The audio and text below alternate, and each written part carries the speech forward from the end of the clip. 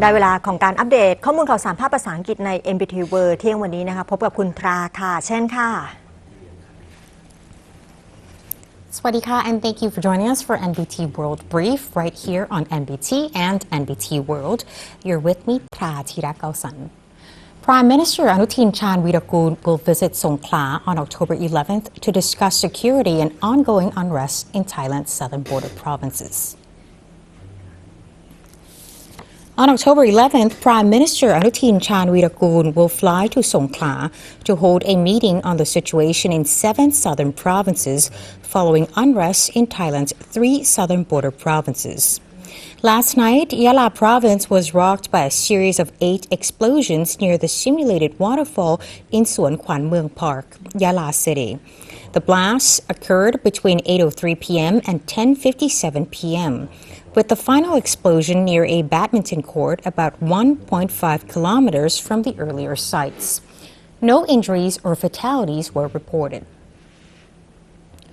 Following the incidents, 4th Army Area Commander Lieutenant General Noratip Poinok and local authorities secured the sites and blocked access, awaiting the Explosive Ordnance Disposal or EOD team and forensic officials to conduct thorough investigations today.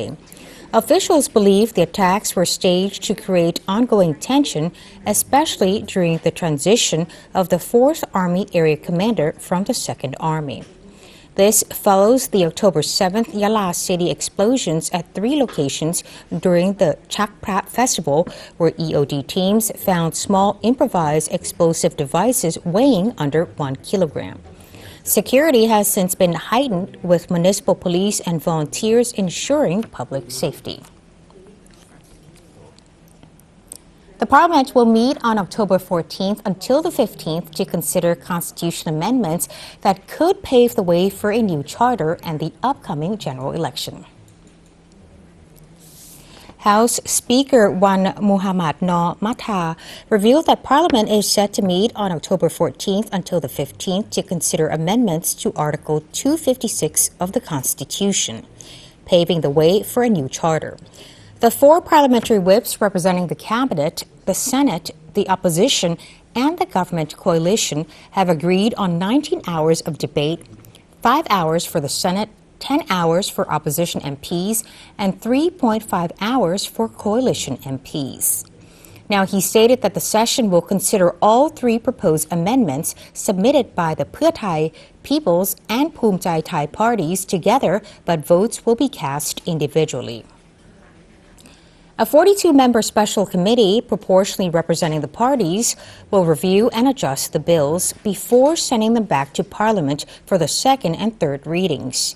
The government has pledged full support for the amendments, even though the 3 drafts differ in details, aiming to complete the process by December 12th's parliamentary session.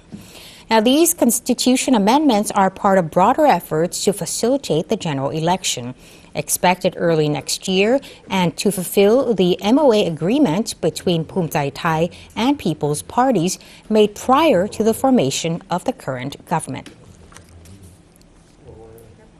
And in economic news, Thailand's Monetary Policy Committee has decided to keep the policy interest rate unchanged at 1.5%. The committee says this move aims to support the country's economic recovery amid ongoing challenges from global trade tensions and slowing domestic demand. The Monetary Policy Committee, led by Secretary Sakapop Panyanukul, announced yesterday that it voted 5-2 to maintain the policy rate at 1.5%. 2 members favored a 0.25 percentage point cut to 1.25% to further support economic recovery. The Thai economy is projected to grow 2.2% in 2025 and 1.6% in 2026, largely in line with previous forecasts. While the first half of 2025 benefited from front-loaded manufacturing and exports to the U.S., the second half and 2026 are expected to slow down due to U.S. trade policies. Tourism and domestic demand are gradually recovering, with private consumption supported by government stimulus measures. However, SMEs still face challenges from higher financing costs and limited credit access. Core inflation is expected to remain at 0.9%, and deflationary risks remain low. Credit growth remains weak amid cautious lending and economic uncertainty, while the baht has strengthened against the U.S. dollar at times, affecting exporters. The committee stressed that monetary policy will remain accommodative and closely monitored, ready to adjust as needed to support growth, price stability, and financial stability. Authorities in Nakhon Sawan have issued a crocodile warning amid ongoing floods affecting 19 provinces. The Nakhon Sawan Fisheries Office has issued a crocodile warning following ongoing floods in 19 provinces.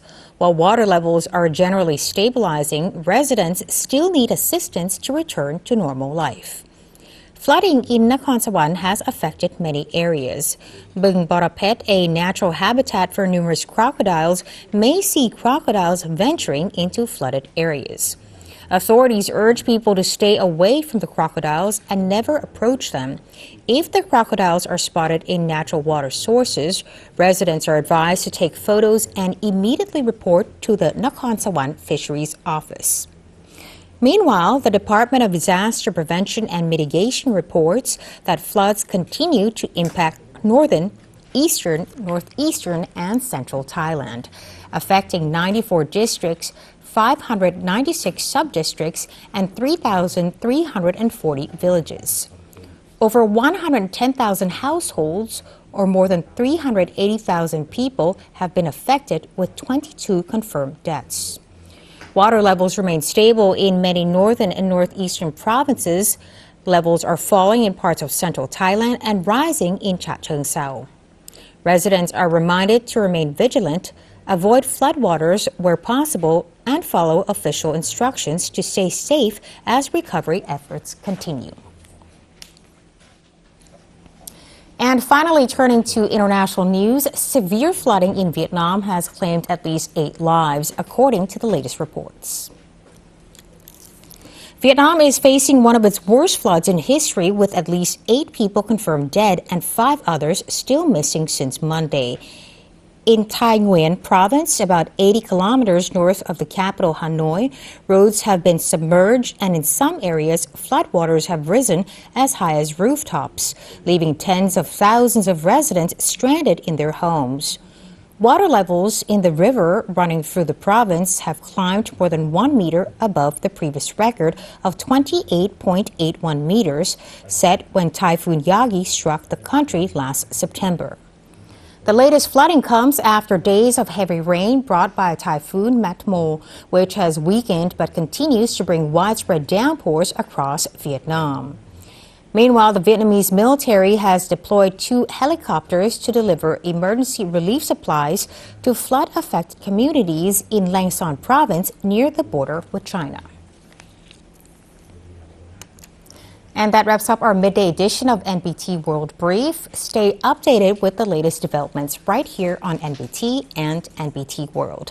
And for more stories, simply scan the QR code on your screen to access our full coverage across all media platforms. Until next time, Sawasdee ka.